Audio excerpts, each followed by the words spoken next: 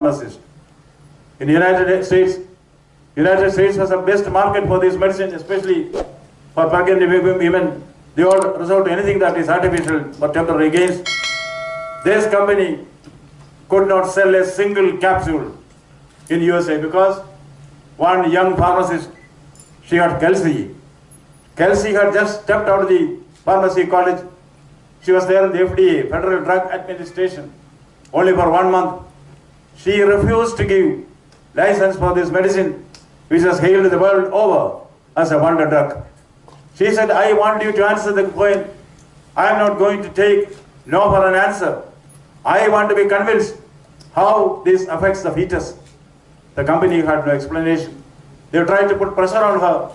They tried financial solutions to bribe her, entice her, to ridicule her. They pressurized her. This pharmacist stood her gun. She refused to give it.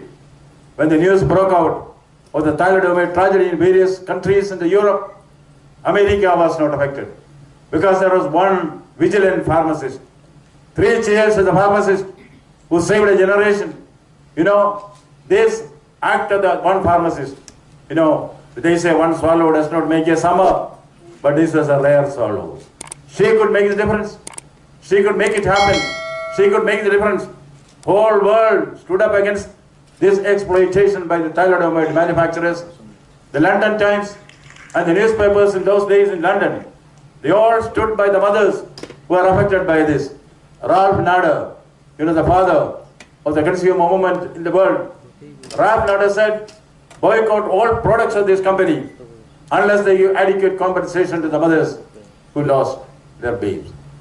Finally, they had to, but all this happened because of the timely action and the dedication, the courage of one pharmacist who stood to her guns.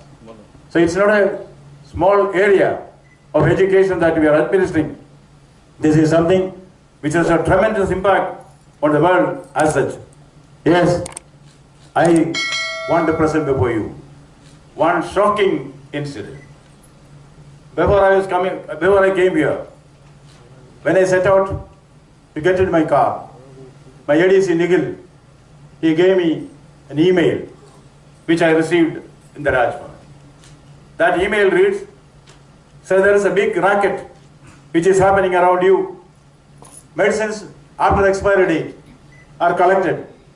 Then it is reprocessed, relabeled on the borders, sent back to Kolkata.